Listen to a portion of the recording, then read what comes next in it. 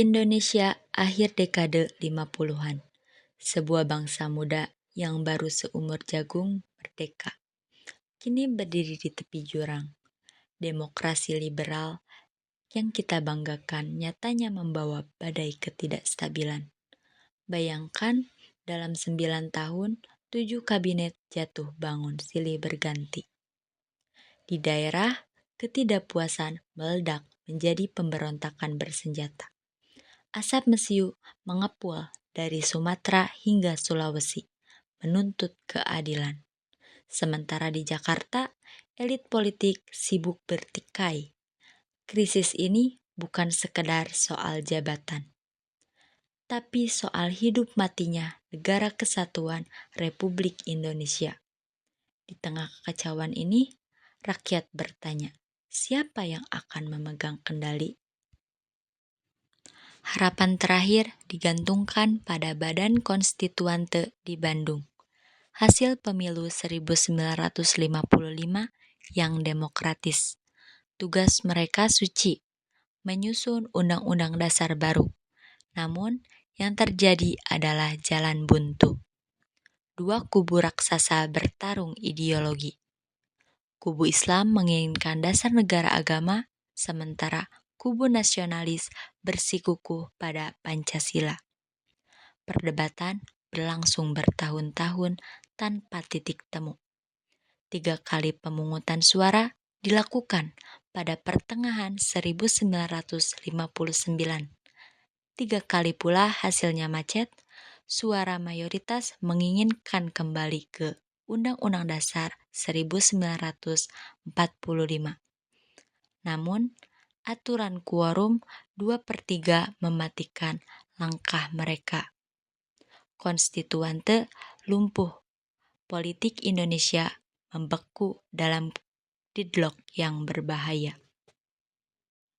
Melihat negara di ambang perpecahan, militer tidak tinggal diam. Jenderal Abdul Haris Nasution dan Angkatan Darat mendesak sebuah solusi tegas.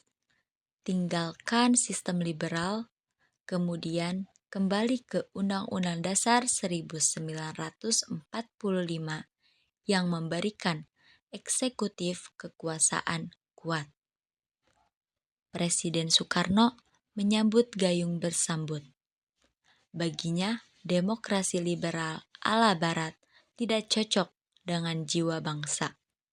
Dengan dukungan penuh militer dan dalih state not recht atau hukum keadaan bahaya negara. Skenario besar disiapkan, bukan melalui perdebatan parlemen, tapi melalui keputusan tunggal seorang pemimpin besar revolusi. Minggu sore, 5 Juli 1959, pukul 17 di Istana Merdeka. Sejarah mencatat momen penentuan itu. Dengan suara lantang, Presiden Soekarno membacakan dekret yang mengubah wajah politik Indonesia selamanya. Menetapkan pembubaran konstituante. Menetapkan Undang-Undang Dasar 1945 berlaku lagi. Satu tanda tangan dan demokrasi liberal pun berakhir.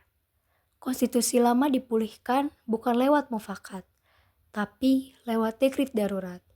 Tirai demokrasi terpimpin pun mulai tersingkap. Dekret ini melahirkan era baru, yaitu demokrasi terpimpin. Kekuasaan yang berpusat pada Soekarno, militer yang mendapat panggung politik, dan partai-partai dibatasi dalam doktrin Nasakom. Stabilitas politik memang tercapai, namun demokrasi partisipatif harus mati suri. Peristiwa ini mengajarkan kita bahwa dalam pencarian bentuk pemerintahan yang ideal, bangsa ini pernah menempuh jalan terjal dan berliku. Dari kegagalan liberalisme, lahirlah otoritarianisme. Sebuah babak sejarah yang mahal harganya, namun tak terpisahkan dari perjalanan menjadi Indonesia.